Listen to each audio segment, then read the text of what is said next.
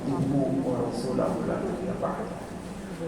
Allahumma salli wa sallim ala sayyidina Muhammadin wa ala alihi wa sahbihi ajma'in. Amma ba'd. Qala Allah ta'ala fi al-Qur'an, a'udzu billahi minasyaitonir rajim. Fa inna ma'al usri yusra, inna ma'al usri yusra. Faqala ya ayyuhalladzina amanu ista'inu bis-sabri was-salat, innallaha ma'as-sabirin. Subhanallah. Yang saya hormati Bapak Kabak Kesra Pemda Banyumas, yaitu Bapak Wahyono, yang barusan pamit karena ada satu tugas lagi. Kemudian yang kedua yang saya hormati Ketua Takmir Masjid Bayangkara Ustadz AKBP Purnawirawan Haji Isfa Indarto Sarjana Hukum, Master Hukum juga. Kemudian para ustadz ustazah yang ada di sini yang saya hormati. Ada Pak Lurah juga di sini, Purwokerto Pulonya, saya hormati. Dan ibu-ibu majelis taklim yang saat ini berkumpul bersama dalam lindungan Allah Subhanahu wa taala yang saya hormati. Puji syukur pada Allah Subhanahu wa taala yang pagi ini telah menyatukan hati-hati kita semua berkumpul di masjid yang penuh berkah ini. Semoga Allah senantiasa memberikan hidayahnya kepada kita semua. Amin Allahumma amin. Dan salawat dan salam kita sanjungkan kepada junjungan kita Nabi besar Muhammad sallallahu alaihi wasallam yang telah membawa kita dari zaman kegelapan kepada zaman yang insya Allah penuh ilmu, penuh kajian ilmu, dan kita bisa terhindar dari kezaliman di muka bumi ini insya Allah. Baik ibu-ibu yang dirahmati Allah,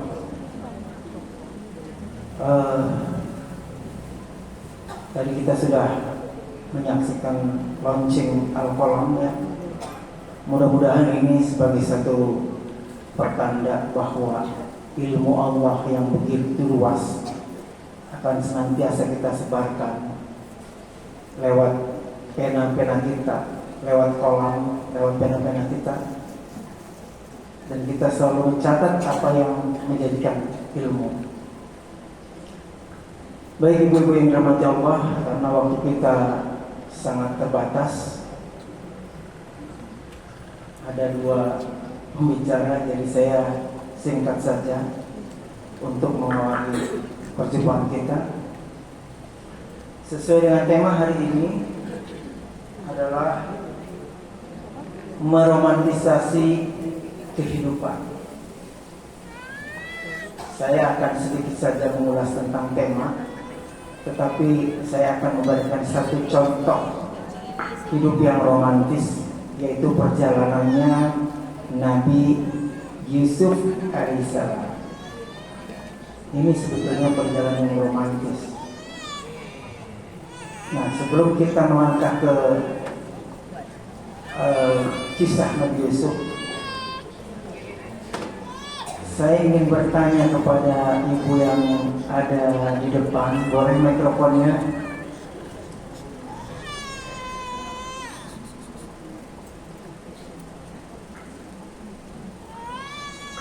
Karena ini temanya romantis. Ini boleh ya ibu, boleh. Karena ini temanya romantis, saya cuma ingin tanya, apa yang ibu tahu tentang romantis? Mungkin masa-masa lalu ya bu. Silakan bu.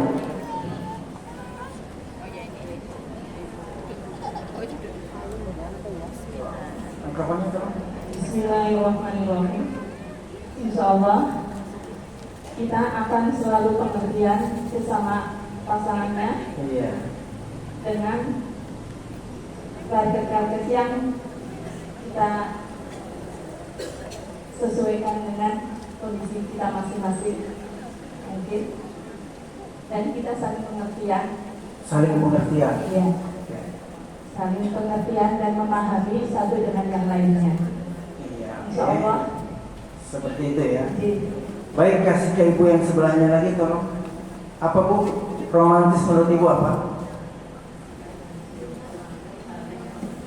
Hmm.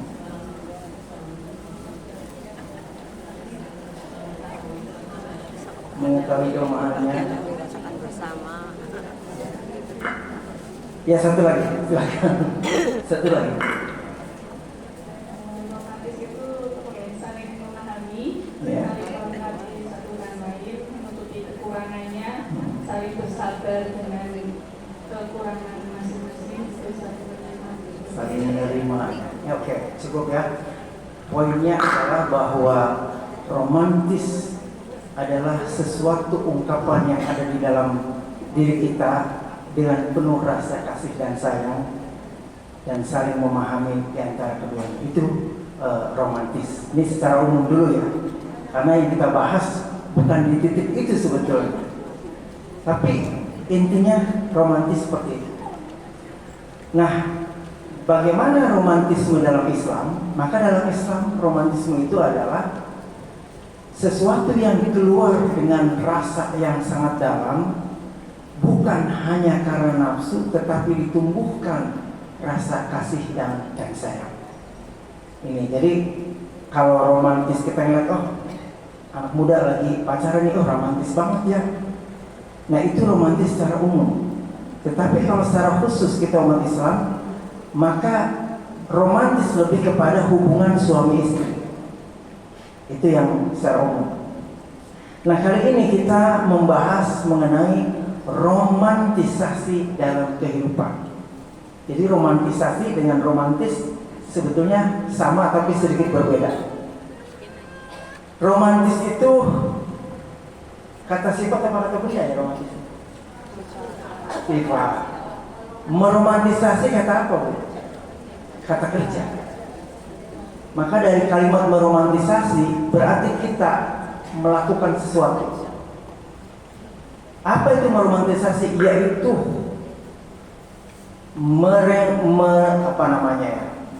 menciptakan ulang perasaan yang harus ditumbuhkan bahwa di setiap hidup kita ada kemudahan dan kesulitan. Ini poinnya. Meromantisasi itu menciptakan di dalam kehidupan kita adanya kemudahan dan kesulitan. Jadi kemudahan dan kesulitan itu bersamaan bu. Makanya tadi di awal saya sampaikan satu surat ya. Ada yang tahu suratnya tadi? Acungan tangan? Ya. Surat apa bu? Asal di dalam Surat yang dibacakan ini. Yang tadi saya bacakan ada yang tahu? Surat apa?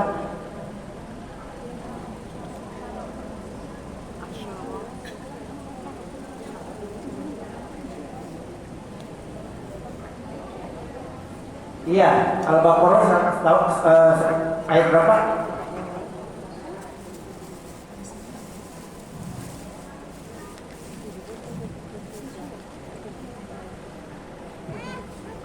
Iya, oke. Itu tadi yang dibacakan sama ini ya. Tapi saya tadi ambil sepenggal satu ayatnya, yaitu 153. Ya. Semua bawa Quran ya. Ya. Coba balik baca lagi bu, 153.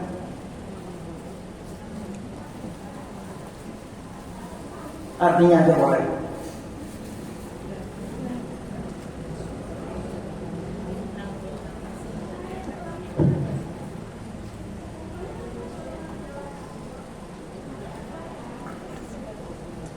Wahai orang-orang yang beriman, ya ayyuhalladzina amanu, coba nyalain.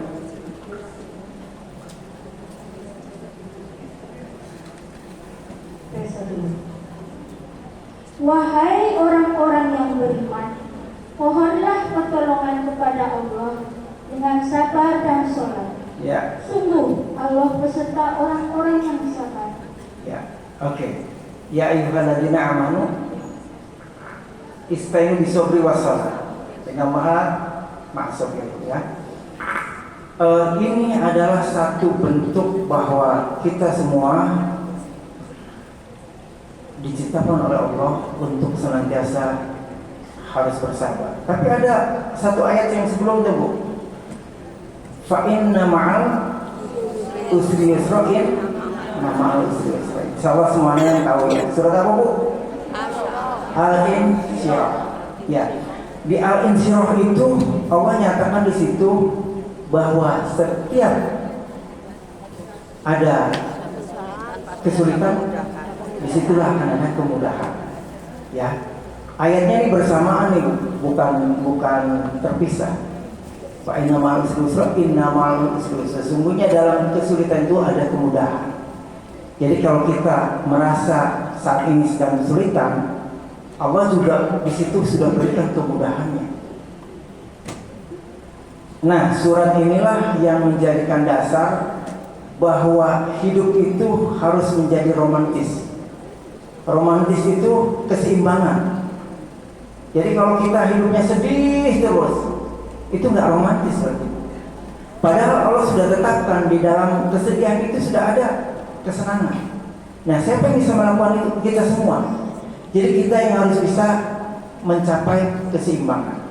Nah, ada satu tokoh yang namanya Nabi Yusuf ini. Beliau adalah satu orang yang pintar dan beliau juga adalah orang yang pandai menyeimbangkan hidupnya. Jadi dalam hidupnya yang begitu sangat menderita, tapi beliau tidak pernah merasakan penderitaan. Nah, inilah satu teladan yang sangat bagus. Saya akan ceritakan kisah Nabi Yusuf dulu sebelum nanti Bunda Anita akan menyampaikan ibrahnya dari semua itu ya.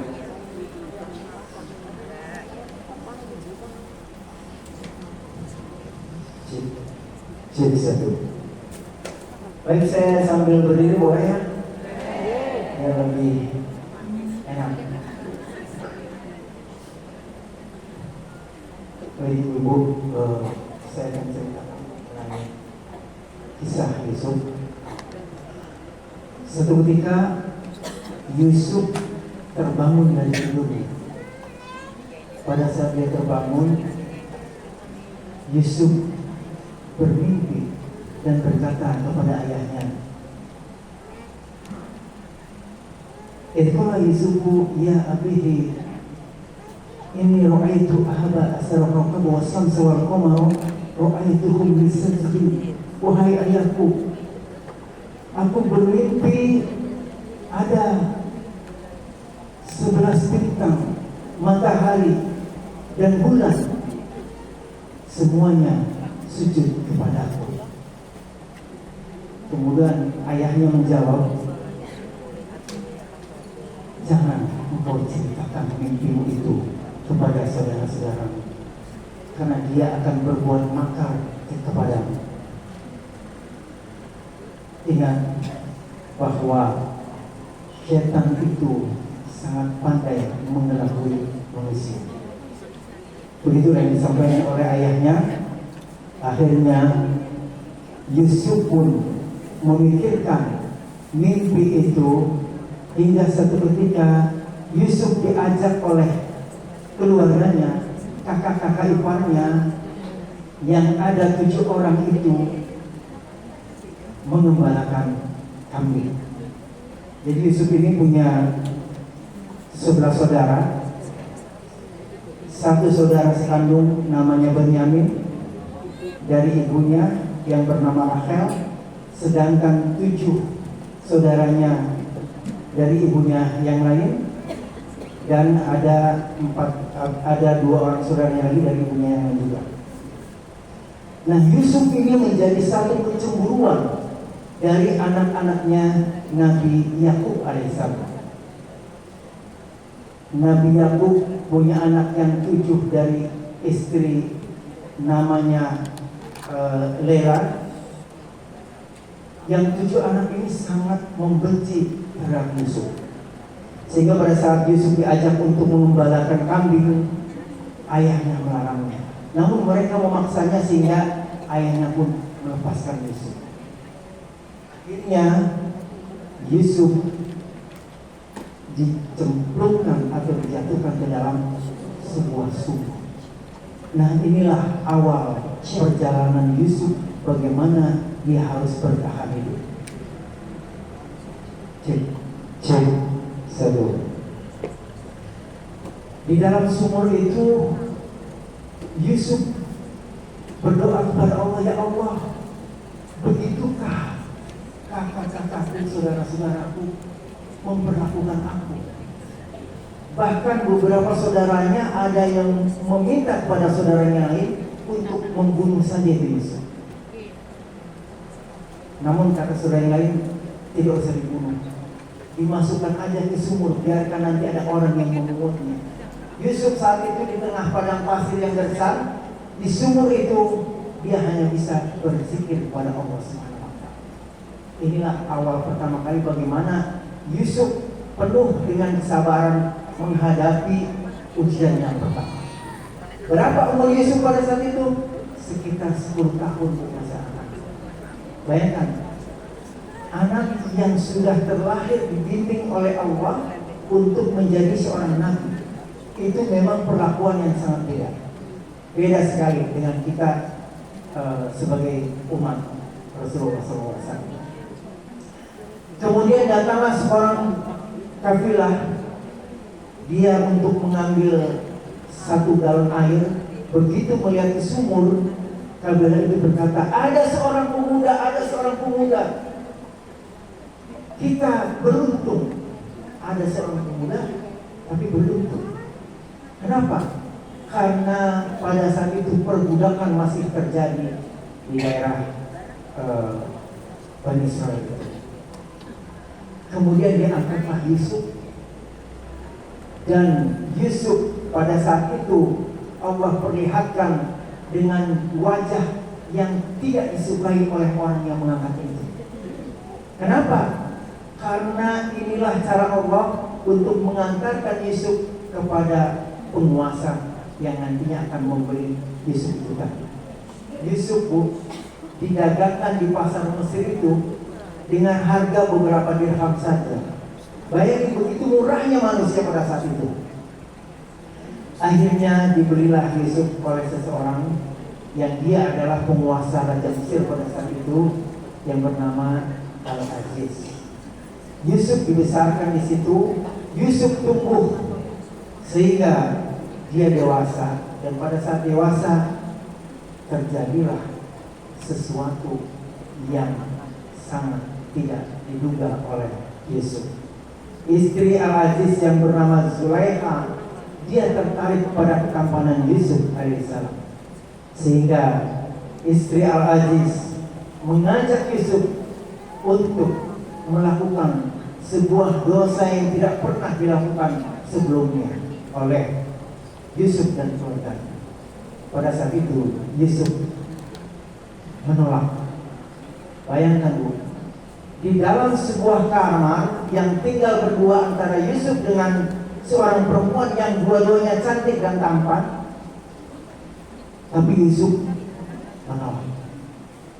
Yusuf menolak, bahkan dia pun akhirnya berontak lari sehingga terlepas dari cengkraman istri sang raja itu. Kemudian dia menghampiri sebuah pintu. Begitu pintu dibuka, muncullah suaminya. Bayangkan, Yusuf pun takutnya menghadapi suaminya. Karena apa? Ini manusiawi. Dia tidak melakukan apa-apa, tiba-tiba dihadapkan dengan satu masalah yang sangat besar. Yusuf pun berkata, bukan saya yang menggoda, tapi istrimu yang menggoda. Maka Al-Aziz pun tidak percaya, sehingga mintalah satu orang saksi dari keluarganya, dan muncullah seorang wanita. Kemudian wanita itu berkata, jika pemuda ini sobek bajunya depan, maka pemuda ini bersalah. Maka Al-Aziz pun kemudian melihat ternyata yang sobek bajunya dari arah belakang. Al-Aziz bilang bahwa engkau telah berbuat durhaka kepada suami. Tapi hebatnya Al-Aziz, dia tidak istrinya. Dia tidak menghukum istrinya. Beliau sampaikan, bertobatlah engkau dan melepaskan Yusuf. Sehingga pada saat itu para pembesar-pembesar mulai menggunjing istri raja tersebut bahwa Zulaikha, seorang istri raja, menggoda bujangnya. Dia begitu sangat mencintai bujangnya. Itu isu yang tersebar kemana-mana. Zulaikha tidak habis akal. Akhirnya dia mengundang semua ibu-ibu seperti jamaah majelis taklim seperti ini, diajak duduk, kemudian semua dikasih pisau, ya. Dimunculkanlah Yusuf alaihissalam pada saat itu, yang begitu muncul cahaya sangat luar biasa, sehingga semua ibu-ibu yang ada di sini tanpa dia sadari, dia mengiris jari jemarinya dan berdarah-darah pada saat itu. Kemudian Zulaikha berkata, inilah pemuda yang engkau bilang aku tertarik kepadanya. Inilah pemuda yang engkau bilang bahwa dia telah menggodaku, padahal akulah yang menggoda dia. Dia jujur pada saat itu kepada ibu-ibu. Akulah yang menggoda dia. Maka semua ibu-ibu yang ada di situ semuanya bingung, Bu. Bagaimana melihat seorang pemuda, bahkan ada seorang ibu berkata, dia bukan seorang manusia, dia adalah perwujudan dari malaikat. Berarti saking tampaknya. Dan ini semua diceritakan dalam Quran surat Yusuf. Setiap ayat, detail ayatnya jelaskan. Dan satu-satunya surat yang menceritakan secara utuh adalah surat Yusuf, dari awal sampai akhir. Di situ dijelaskan bahwa ada seorang ibu yang menganggap Yusuf itu sebagai malaikat. Maka utusan dari Zulaikha berkata, wahai ibu-ibu yang ada di sini, tidakkah engkau sadari bahwa sepulangnya kalian dari sini, kalian akan dicambuk oleh suami-suami kalian?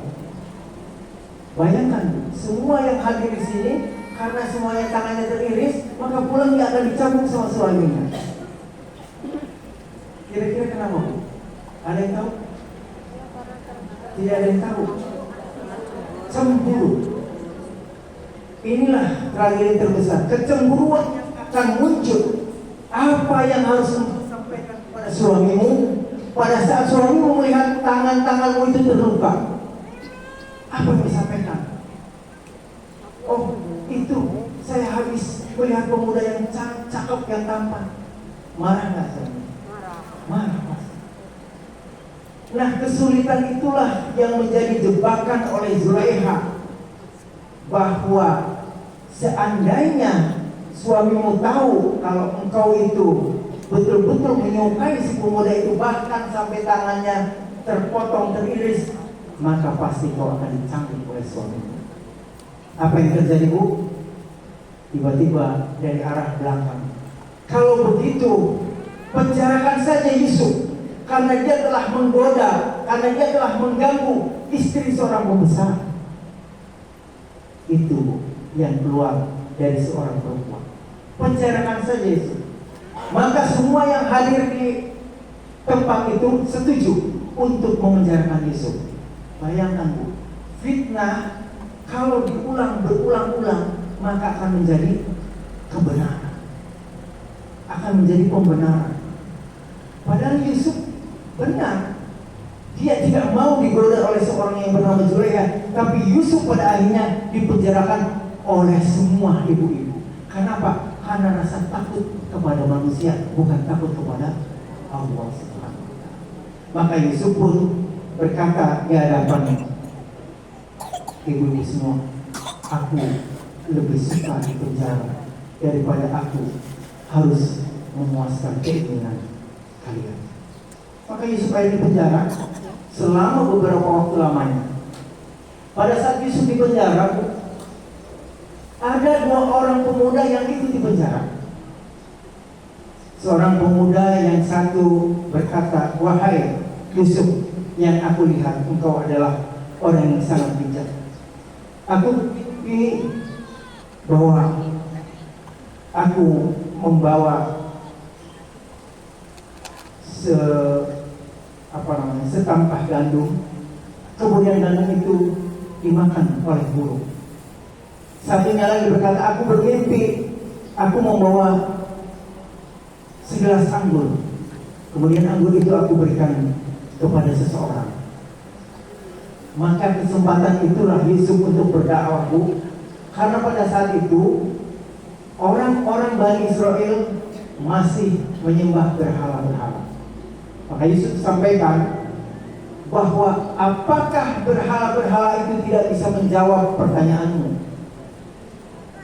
Kenapa engkau meninggalkan Tuhan yang Esa, yang justru akan membawamu ke jalan yang lurus? Itu dakwah Yusuf yang pertama. Kemudian Yusuf sampaikan bahwa engkau sekeluarnya dari penjara ini akan disalib, kemudian kepalamu akan dimakan oleh seekor burung hingga engkau mengering di tiang salib, dan engkau satunya akan menjadi pelayan raja yang akan memberikan hormat kepada raja. Inilah awal Yusuf mentakwilkan mimpi, dan inilah yang Allah berikan kepada Yusuf alaihissalam sehingga beliau adalah menjadi sosok yang pandai menampilkan mimpi. Singkat cerita, seorang raja bermimpi, yaitu dia bermimpi ada 7 ekor sapi yang gemuk-gemuk. Kemudian sapi itu membawa gandum dan dimakan oleh 7 ekor sapi yang kurus-kurus. Raja bertanya kepada para pengawalnya, "Adakah yang bisa menakwilkan mimpiku ini?" Semua pengawalnya tidak ada yang bisa menakwilkan. Kemudian pemuda tadi yang memberikan hormat, dia teringat sama Yusuf bahwa dia telah menakwilkan mimpinya dan benar. Maka dia sampaikan, "Izinkan saya akan menemui seseorang di penjara yang bernama Yusuf. Nanti akan saya sampaikan takwil." Maka pemuda itu pun akhirnya datang ke penjara, bertanya kepada Yusuf, menceritakan apa yang disampaikan oleh raja. Maka Yusuf berkata bahwa akan ada 7 tahun ke depan dengan hasil panen yang melimpah, dan 7 tahun berikutnya akan terjadi paceklik. Maka gandum yang tersisa itu biarkanlah di dalam tangkai supaya sampai di 7 tahun di masa paceklik itu, dan setelah itu akan luar biasa. Maka itu disampaikan kepada raja. Kemudian raja akhirnya memanggil Yusuf untuk ke kerajaannya, tetapi Yusuf pada saat itu menolaknya. Kenapa? Karena Yusuf orang yang pandai berpikir. Yusuf yang tidak pernah mudah digoda oleh harta, tahta ataupun wanita. Yusuf hanya ingin menegakkan keadilan dan kebenaran. Maka Yusuf berkata, "Tolong sampaikan kepada rajamu bagaimana nasib perempuan-perempuan yang tangannya terluka." Maka raja memanggil perempuan itu. Kemudian raja bertanya, "Bagaimana keadaanmu? Bagaimana Yusuf menurut pandanganmu?" Maka perempuan-perempuan itu akhirnya mengakui, karena waktu ini sudah lama, Yusuf adalah orang yang benar. Dia tidak pernah melakukan kesalahan sedikit. Maka akhirnya apa? Disampaikan kepada Yusuf bahwa Yusuf dipanggil oleh raja, karena raja sudah tahu. Akhirnya raja sampaikan kepada Yusuf lewat pengawalnya bahwa engkau akan menjadi orang yang aku percaya di dalam kerajaan ini. Yusuf yang tahu bahwa 7 tahun akan mengalami masa paceklik itu, akhirnya Yusuf meminta dirinya menjadi seorang bendahara. Kenapa? bendahara lah yang akan mengatur segala urusan keuangan. Ini adalah satu siasat seorang Yusuf yang sangat cerdas pada saat itu. Bagaimana dia meromantisasi kehidupan, bagaimana dia menjadikan sesuatu menjadi seimbang. Akhirnya apa? Terjadilah masa paceklik itu, dan Yusuf pada saat itu menjadi seorang bendahara kerajaan. Datanglah pemuda-pemuda yang menemui Yusuf karena pada saat itu terjadi kelaparan. Yusuf begitu datang ke orang pemuda, dia mengenali bahwa pemuda itu adalah kakak-kakaknya. Akan tetapi Yusuf pada saat itu tidak marah. Yusuf tahu, Yusuf memanggilnya, kemudian Yusuf sampaikan bahwa bisakah kamu datangkan saudaramu dari yang lain. Dia meminta untuk menghadirkan adiknya yang bernama Benyamin, tapi dia tidak berterus terang kepada kakak-kakaknya. Ini juga salah satu siasat bahwa Yusuf tidak akan terang-terangan untuk meminta sesuatu. Maka akhirnya dia menyampaikan kepada orang tuanya, dan didatangkanlah adiknya yang bernama Benyamin itu. Kemudian diundilah pada saat itu karung-karung yang tadinya berisi gandum itu untuk dibawa pulang oleh pemuda-pemuda itu, diisilah satu piala punya raja yang nantinya akan menahan seseorang yang bernama Benyamin itu. Jadi dimasukkan ke kantong, kemudian raja merasa kehilangan bahwa ada di antara kalian yang mencuri. Maka dibukalah semua, dan yang terjadi dari karungnya Benyamin itu, akhirnya Benyamin ditahan di situ, dan mereka pun pulang kepada orang tua. Ayahnya Nabi Yakub begitu sangat sedih karena dua orang yang betul-betul ia cintai akhirnya hilang dari hadapannya. Maka yang singkat cerita, Yusuf pun akhirnya mengirim kepada kakak-kakaknya, bawalah bajuku ini kepada ayahmu dan usapkanlah kepada wajahnya. Karena pada saat itu ayahnya sudah buta, memikirkan Yusuf yang sudah lama hilang. Tetapi dia yakin karena ini perintah Allah bahwa Yusuf masih hidup. Maka akhirnya datanglah pemuda-pemuda atau ayah anak-anaknya Yakub itu, dan kemudian mereka mengusapkan kepada wajah Yakub, maka Yakub pun bisa melihat kembali. Kemudian mereka berangkat ke istana menghadap kepada Yusuf alaihissalam. Begitu tiba di istana, Yusuf menyampaikan kepada ayahnya, wahai ayahku, inilah mimpiku yang dahulu, bahwa aku bermimpi 11 bintang berada di sini, dan hari ini semua kakak-kakaknya semuanya sujud kepada Yusuf, dan mereka meminta maaf kepada Yusuf. Yusuf yang memang punya akhlak yang luar biasa, sama sekali dia tidak punya rasa dendam, dia tidak punya rasa kecewa. Dia hanya ingin kembali menjadi keluarga yang sakinah mawaddah warahmah. Itulah yang dilakukan oleh Yusuf, bagaimana menata diri agar hidupnya menjadi romantis. Romantisnya Yusuf adalah bagaimana menciptakan keseimbangan antara dunia dan akhirat. Demikian. Nanti selanjutnya udah ada yang kami. Terima kasih. Assalamualaikum warahmatullahi wabarakatuh.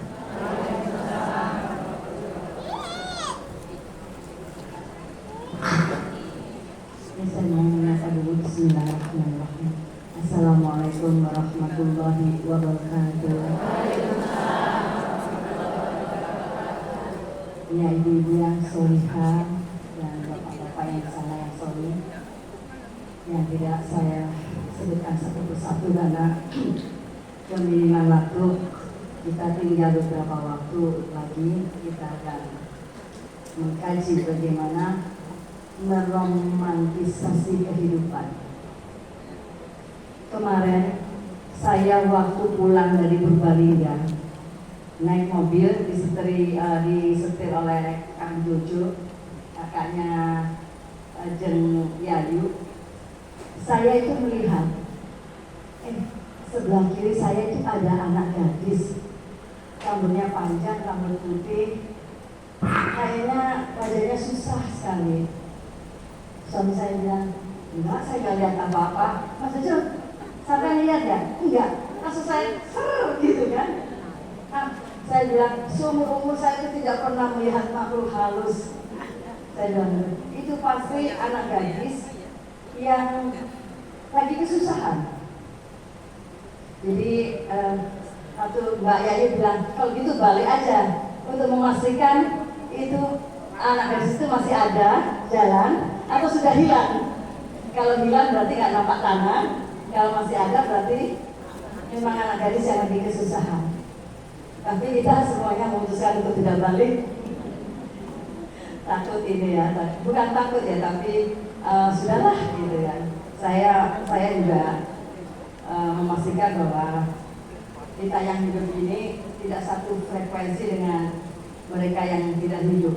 Saya meyakini bahwa anak dari situ memang sedang kesusahan. Jadi jalannya itu sempoyongan, Bu. Rambutnya juga terurai, bajunya kusut, putih. Tapi saya yakin itu nampak tangan gitu. Saya bilang, wah, ini jadi romantisasi kehidupan itu bukan hanya untuk suami istri yang punya suami, tetapi yang nggak punya suami juga bisa meromantisasi kehidupan. Nah, contohnya anak dari situ itu tidak bisa meromantisasi kehidupannya dia. Sedih, susah, barangkali kalau tidak dibantu oleh yang ahli, dia akan benar-benar kesusahan. Dan katanya Bapak Takdir tadi ya, bahwa bisa saja jiwanya lumpuh ya, walaupun badannya sehat. Tetapi kalau jiwa lumpuh itu pasti badannya agak lunglai dan sebagainya. Pandangannya kosong, Bu. Pandangannya kosong. Jadi apa sih, Bu, kalau seumpama kita yang masih sendiri atau kita ditinggal suami, apakah bercerai atau ditinggal sedo ya orang sini ya? Iya. Itu bagaimana kita yang masih hidup ini, yang masih sendiri ini bisa meromantisasi kehidupan kita, masih bisa seimbang antara dunia dan akhirat seperti Nabi Yusuf. Boleh saya bertanya kepada ibu-ibu yang ini kebanyakan pakai warna abu-abu ya? Ada 1, 2, 3 yang memakai 4, yang memakai kerudung marun dan lainnya kerudung hitam dan sebagainya. Saya minta yang di antara ini yang pakai kerudung. Bagaimana Jen meromantisasi kehidupan kalau kita barangkali tidak punya pasangan atau kita masih sendiri? 9 jalan kehidupan dengan apa namanya? Positive thinking. Iya, saya setuju yang positive thinking. Kalau menjalani hidup apa adanya itu barangkali nanti seperti anak dari situ. Ya seadanya wis, gak mana, gak apa-apa, gitu kan. Kemudian nggak sekolah, nggak apa-apa. Mungkin Allah menakdirkan saya nggak bisa sekolah, gitu. Tapi kalau positive thinking beda banget.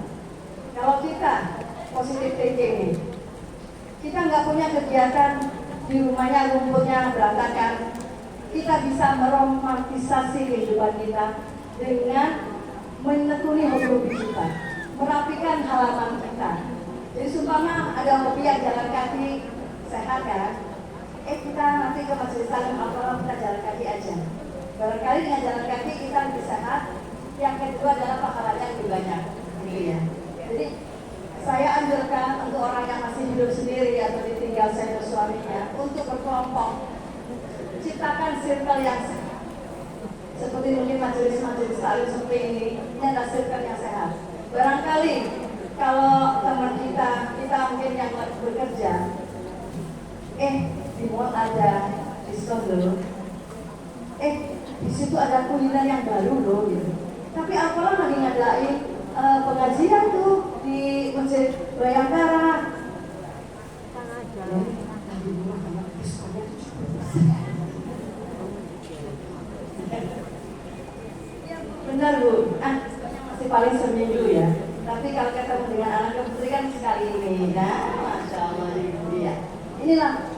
meromantisasi kehidupan kita seimbang antara jiwa dan raga. Jadi romantis itu meromantisasi kehidupan itu bukan hanya kepada pasangan, kepada anak kita. Bagaimana kita berusaha untuk adil terhadap anak kita yang sulung, yang tengah, yang bungsu, supaya tidak ada kecemburuan.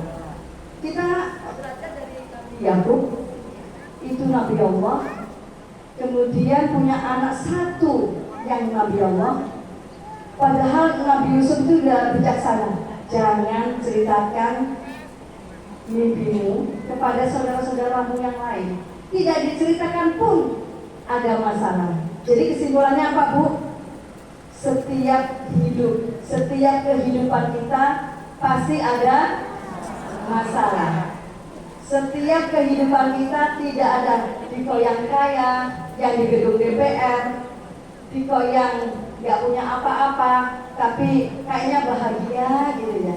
Dengan uang 10.000 kita bisa belanja ke pasar, goreng tempe, sambal penyet, enak gitu. Sambil melihat senyumnya istriku yang hai gitu ya.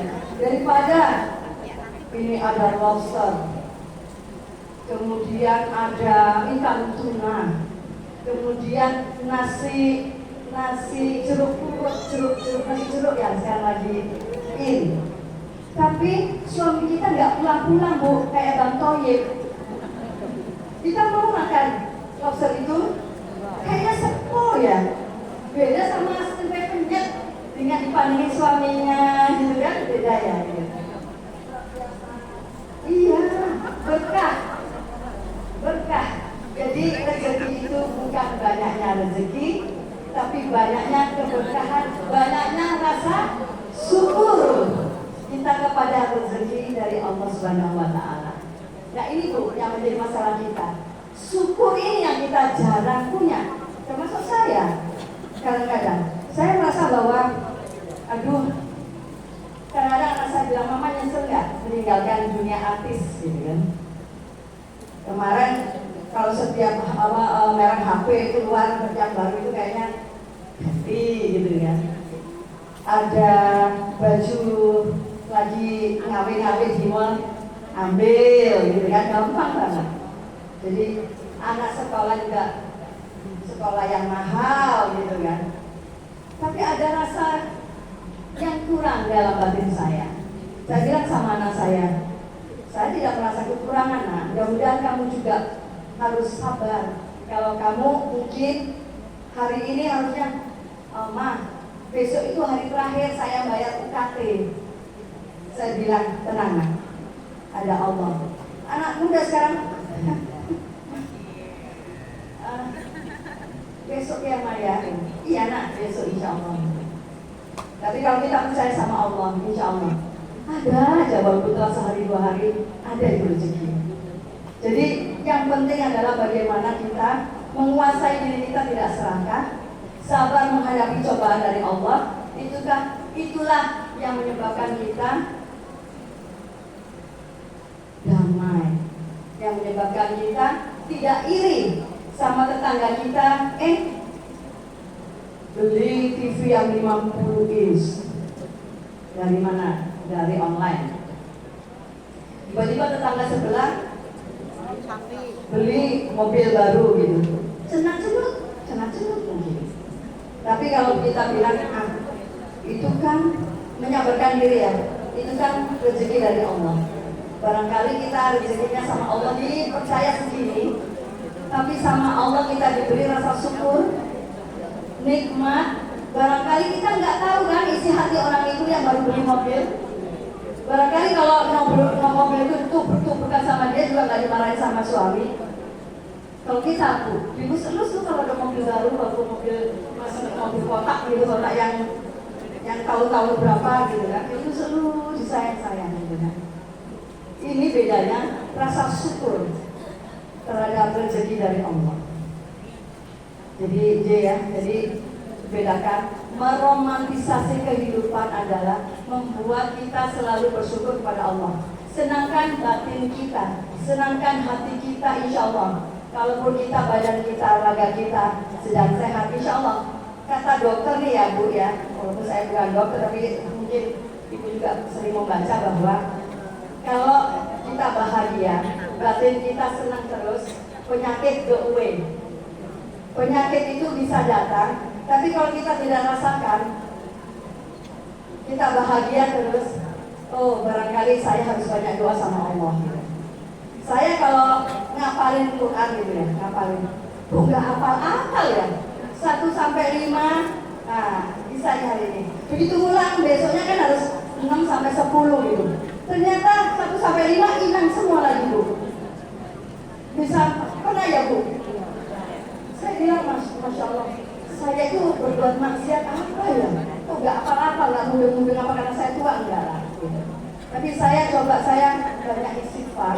Rasulullah aja istighfarnya nggak kurang dari 100 ya, apalagi kita.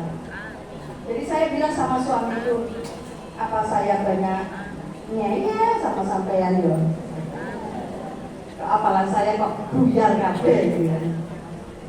Itu barangkali banyak istighfar untuk membersihkan jiwa kita, bahwa jiwa kita banyak sekali godaan. Hari ini kita mungkin lulus ujian untuk sabar dan syukur. Besoknya kita ada masalah lagi, barangkali kita lupa, kita harus sabar dan syukur. Tapi mudah-mudahan dengan circle yang soleh dan solehah ini, mudah-mudahan rasa syukur, sabar itu tetap terpelihara. Insya Allah ya Bu ya. Izinkan saya membaca puisi mengenai romantisasi kehidupan boleh? Ya. Sebentar dulu saya minum dulu.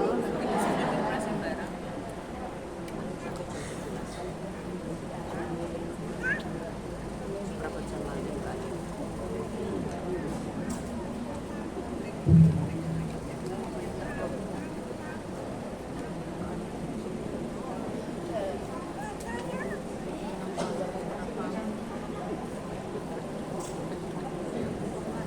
Ini puisi dari suami saya.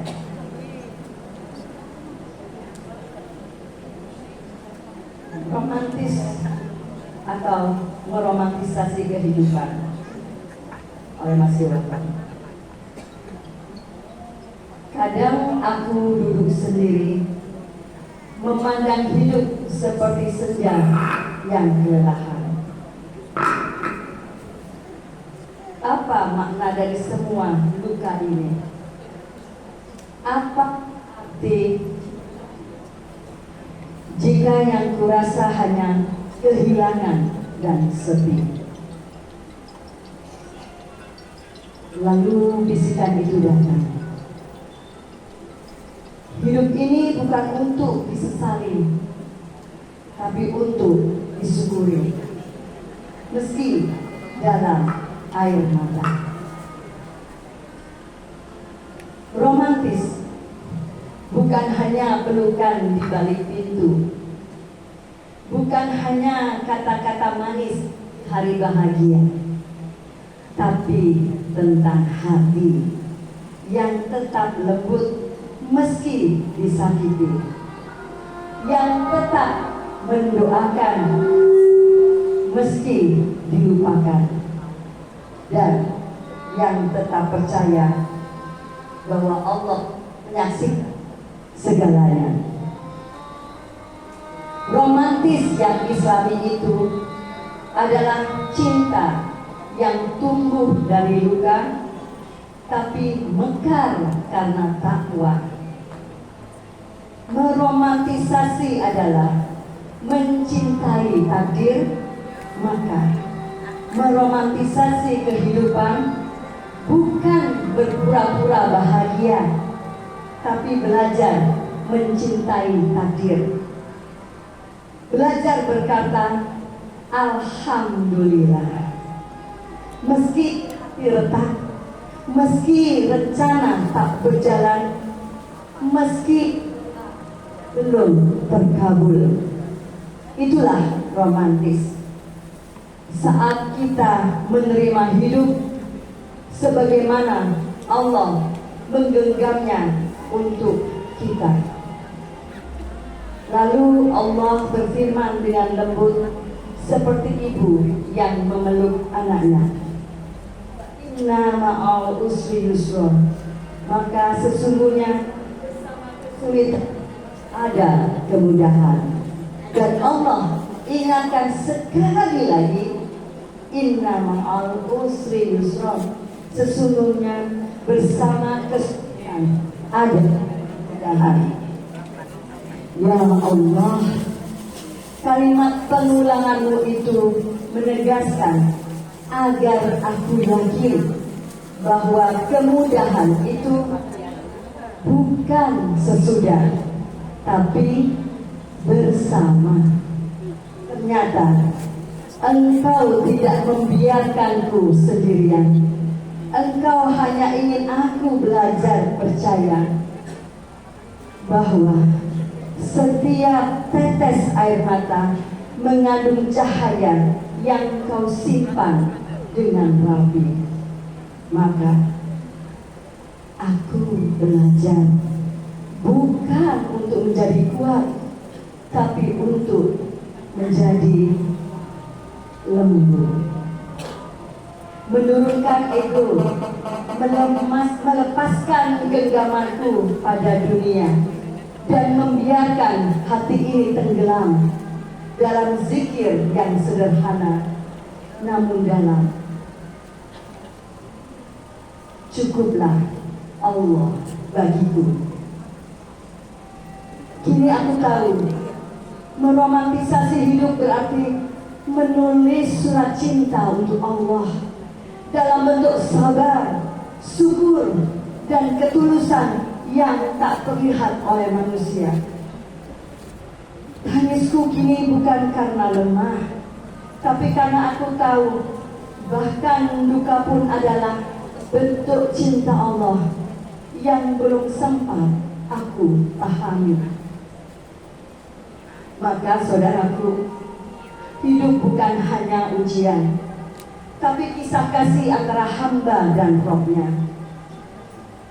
Jika kau bisa melihat luka sebagai pelukan dan duka sebagai jalan pulang, maka itulah romantis yang paling indah. Allah tidak menjanjikan dunia sempurna, tapi Dia berjanji Dia selalu ada. Dan saat kau merasa sendiri, ingatlah Allah mencintaimu dengan cara yang paling lembut, dengan air mata yang menghapus dosa, dengan air mata yang menghapus dosa, dengan sabar yang mengangkat derajat, dan dengan janji bersama kesulitan ada kemudahan. Allahu Akbar, Allahu Akbar, Allahu Akbar. Wassalamualaikum warahmatullahi wabarakatuh.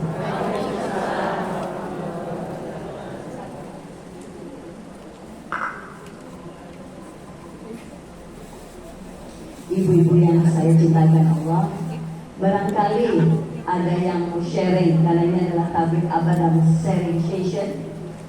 Bukan hanya saya nanti yang bertanya, ibu bisa bertanya, kalau saya bisa saya jawab, kalau enggak nanti saya WA aja. Atau ibu bisa menceritakan masalahnya ibu, barangkali kami yang di sini bisa membantu masalah ibu. Mangga, monggo di sini, monggo. Kita bisa sharing session mulai sekarang. Kepada panitia barangkali ada 3 orang dulu, gimana Bunda? Monggo yang ingin sharing session bersama Bunda Anneke, 3 orang ya.